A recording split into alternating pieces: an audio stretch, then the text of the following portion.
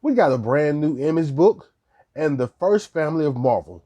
It's another TJ combo on Keeping Up with the Comics.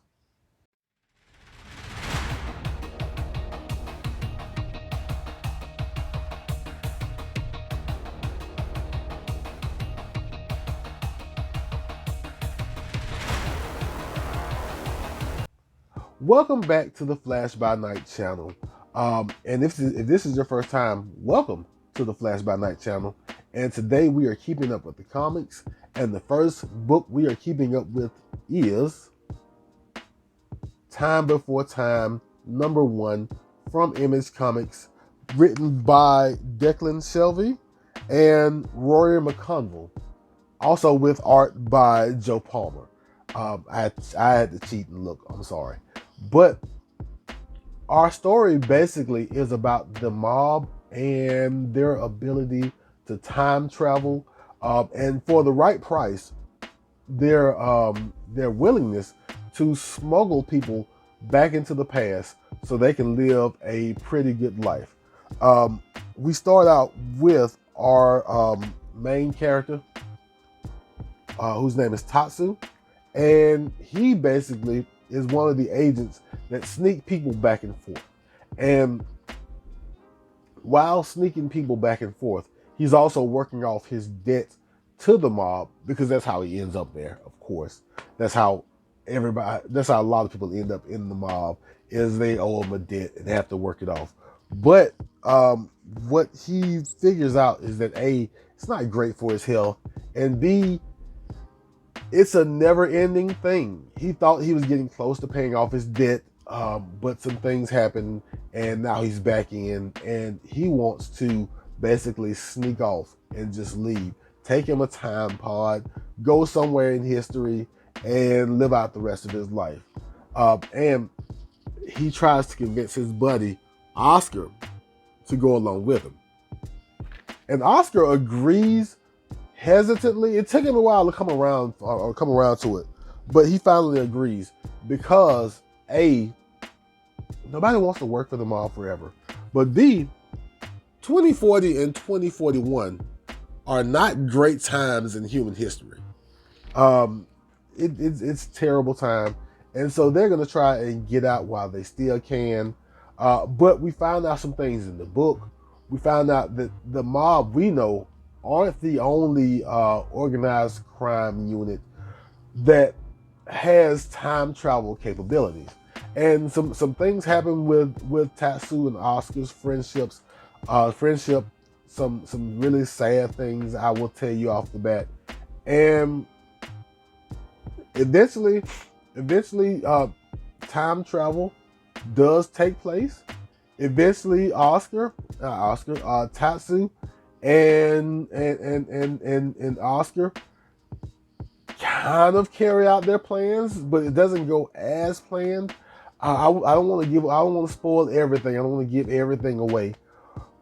But the book ends on a pretty crazy cliffhanger, and I want to see where we go from here, because the mission wasn't perfect. It didn't go off without a hitch. You don't expect it to. Because it's a comic book. But yeah, they had me hooked for at least another couple of issues to see where it goes and to see when it goes. So that was my little wrap up of Time Before Time, and I hope you will also give it a read. The next book we're keeping up with, and the one that really, really intrigues me, is Fantastic Four #32, written by Dan Slott. Basically, to give you the rundown, this is the first Fantastic Four book I have ever purchased or I've ever read. So my Fantastic Four knowledge is limited to what I know of the Fantastic Four movies, minus the Fan Four stick, as they call it. We're not going to depend on that for any Fantastic Four knowledge. But so I came into this book sight unseen, but I was drawn into this book because of the Peach Momoko cover that indicates that Doctor Doom may get married. I have no idea what to think of this. It's Doctor Doom. Why is Doctor Doom getting married? Who would marry such a person? Those are all the things that went through my head and made me pick this book up. And so, in addition to reading the book and getting into the story, I also got to learn some things about the Fantastic Four and about where they stand in the Marvel Universe right now. So I'm going to teach you a few things that I learned about this book. First things first, I don't know how, I don't know when, but Doctor Doom has an embassy in the United States being guarded by, I think her name is Victorious. I guess that's his most trusted guard. Also, Alicia and Ben are married and have 2 children, I think, from the Empire storyline.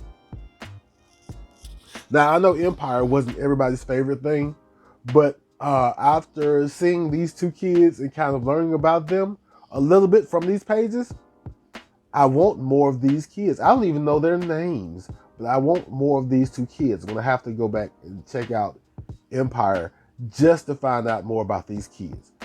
But to move it forward, what the story is basically that Ben and Alicia and the 2 kids are going on a double date with Johnny and his current girlfriend, who is an alien, and apparently Johnny makes a habit of having alien girlfriends. I had no idea about that. But he and his alien girlfriend are going to double date with Alicia and Ben and the kids at this big gala being held at the Latvian embassy in New York. Unbeknownst to them, things are a little bit haywire. Unbeknownst to Johnny, multiple love interests peek their head into this story, and some rock the boat a little bit.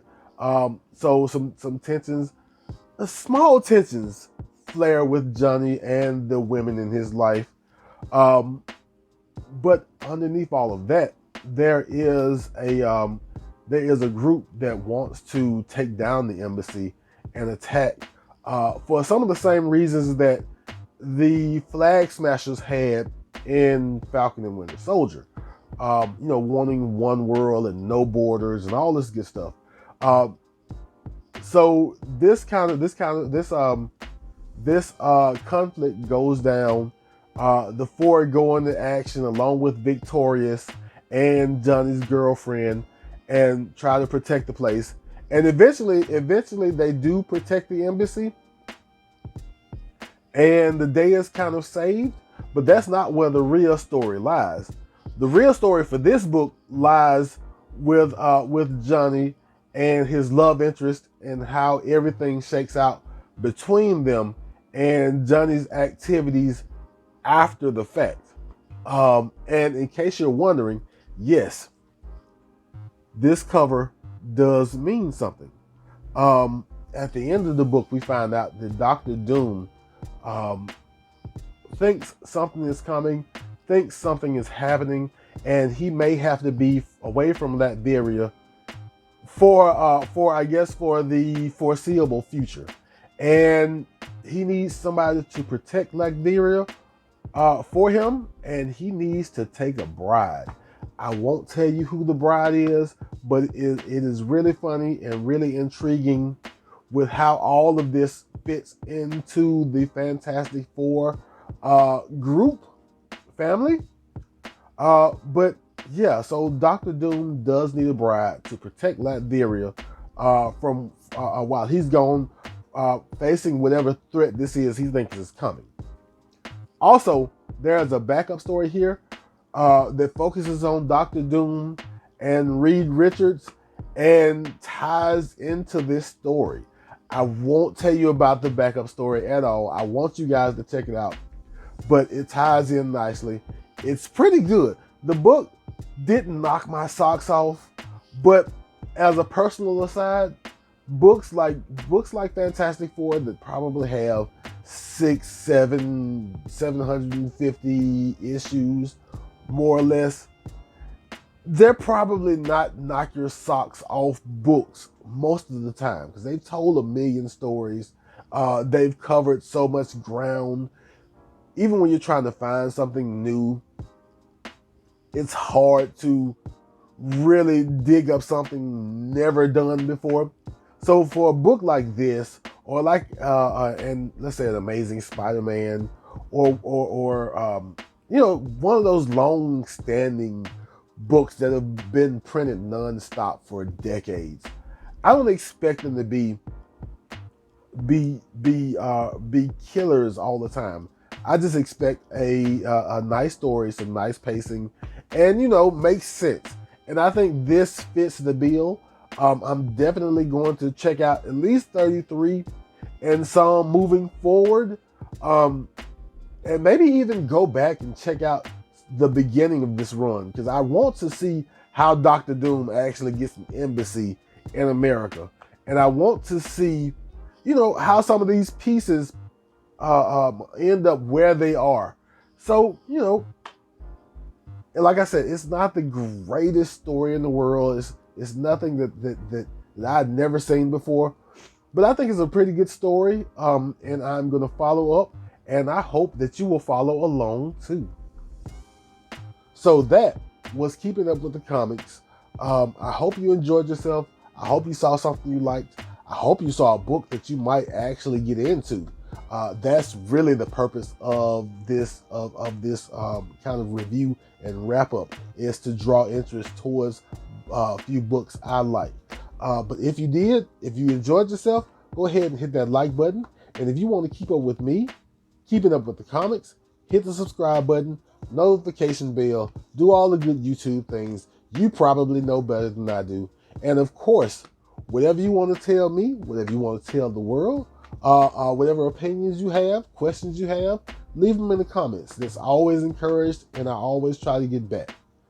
But as I always say, love yourself, love others, and I will be back in a flash.